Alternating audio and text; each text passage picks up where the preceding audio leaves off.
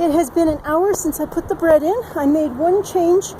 I'm using a solid surface underneath for the baking rather than the rack. So let's see what it looks like.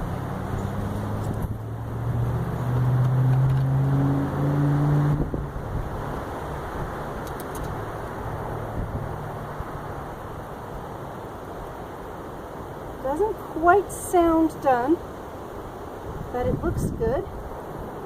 Let's see if we can. Whoa! Doesn't look like it's quite done, but it's quite warm in there, so we will leave it for another hour. But in the meantime, I'm going to let the fire go out. Talk to you later.